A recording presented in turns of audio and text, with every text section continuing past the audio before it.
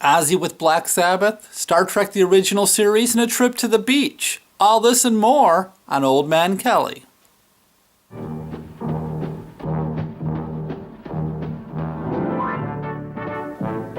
Well, hello there, Old Man Kelley here, Jeff to my friends.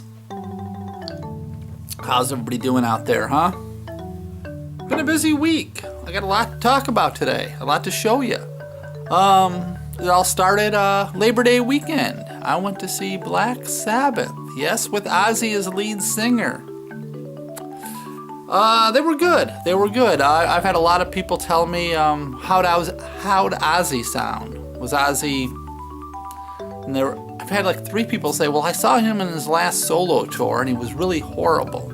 He sounded bad and he was out of it. And actually, with Black Sabbath, he sounded like the Ozzy of old. As far as I could tell, I was sitting in the center back a ways, and he did a number of classic Black Sabbath songs. And I'm an old Black Sabbath fan. You know, I was a big fan of theirs when I was in high school, and I actually liked Ozzy's first 2 solo albums with Randy Rhoads. I thought those were great, but never had a chance to see Ozzy with Black Sabbath, so this was a thrill. A friend of mine got tickets, and we had a good time, and a bit shorter than I would have hoped, but it was good.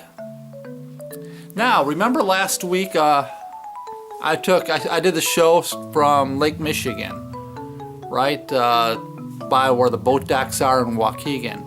Well, later that day, me and my wife were talking, and she's like, I was telling her that I was out there.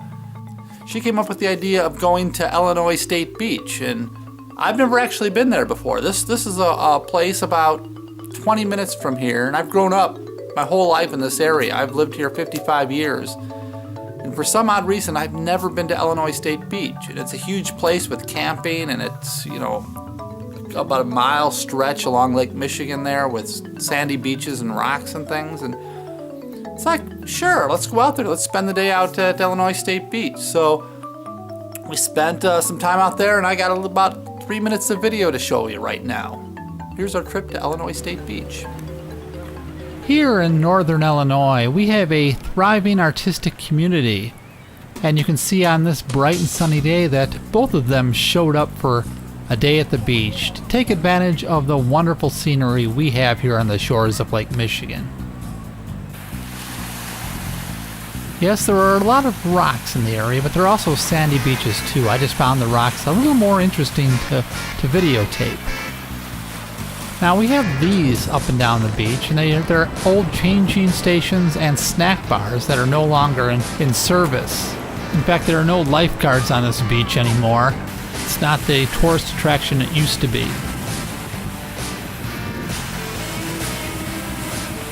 And we found these things. I'm not sure what these things are. Maybe some sort of shelter. But they're only about 4.5 feet high, unless they used to be a lot deeper, but the sand is filled in underneath. I'm not quite sure. We couldn't figure out what those were supposed to be. You can see it's all overgrown these days. That all used to be open sand. And here's another one of these snack bar changing stations that have gone to rot in the elements.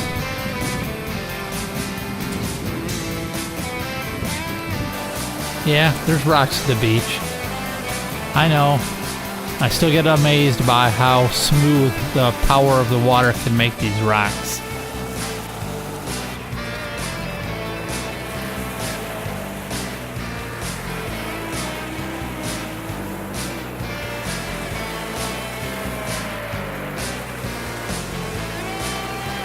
And there's seagulls. Seagulls in the water? Very unusual, huh? Now, one thing about this beach here in northern Illinois, it's in the shadow of the Zion nuclear power plant. This nuclear power plant opened in 1973, and it was shut down in 1998 after it was determined that it would take over $400 million to buy new steam generators. While it looks like they've torn down parts of it, from what I read on Wikipedia, they won't be able to totally dismantle it until December of 2026. One more interesting fact is the power plant is the tallest structure in Lake County, Illinois. So that concludes our day at the beach. I hope you enjoyed it.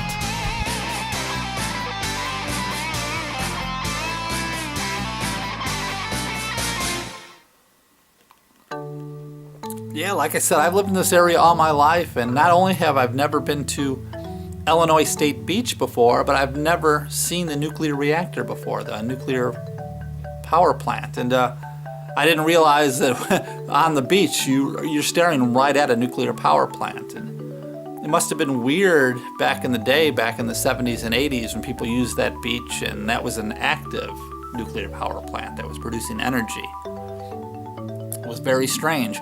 And I know I'm out of touch, right? And so apparently there was some sort of accident back in the late 90s or something. Not a accident where radiation got released or anything, not a 3 Mile Island Chernobyl thing, but something went wrong and they realized that it would cost like $500 million to bring the plant up to code. And since their lease was going to be up in like 2013, they didn't, and they'd probably have to shut down the reactor anyway then.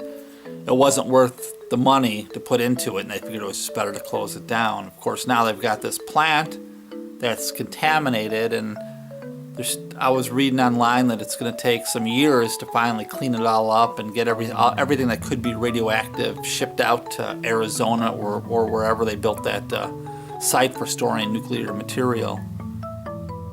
Anyway, enough of that.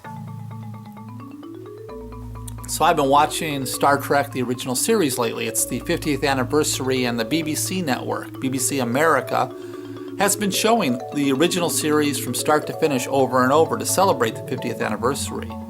Oddly enough, Paramount Pictures doesn't seem to be doing anything to celebrate the 50th anniversary. And you would have think they would have learned from what Doctor Who did on their 50th anniversary and how much publicity you can get out of something like this. But no, they did nothing at all. And But what I've been watching is the enhanced versions. They've been showing the ones with the updated special effects. And I didn't know this. I didn't even know they redid the special effects. I guess in 2006, most of the space shots, where the ship was going by planets and things like that, they replaced those with computer digital effects.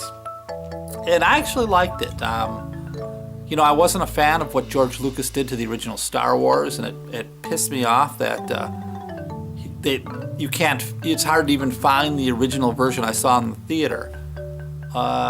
Because George Lucas has this compulsion to fill every square inch of the picture with some sort of movement and some sort of creature or some sort of digital effect, which I find very irritating, and it takes me out of Star Wars.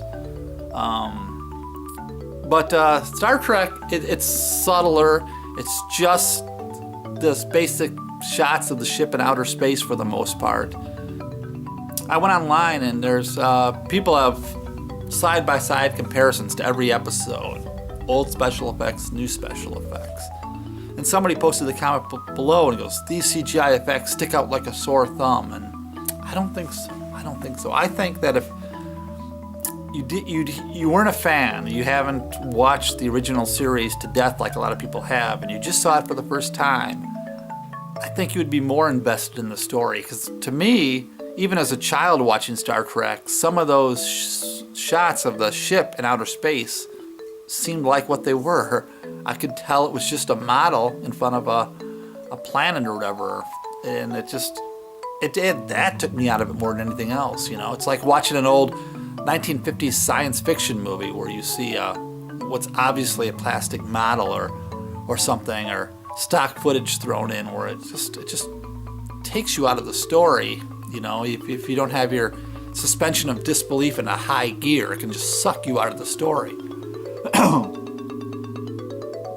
So I think the new special effects keep you more involved in the story because they just look better. And they're done in a way, it's subtle, because at first I didn't even realize it. My wife brought it up. She's like, "Something's wrong here." And I'm like, "What?"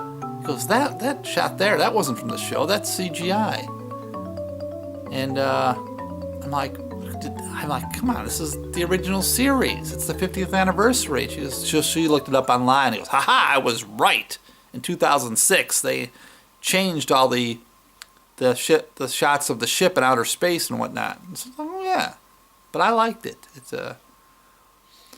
Anyway, I've rambled on long enough. We'll be back next Monday with another Old Man Kelley. Thanks for joining me. Bye.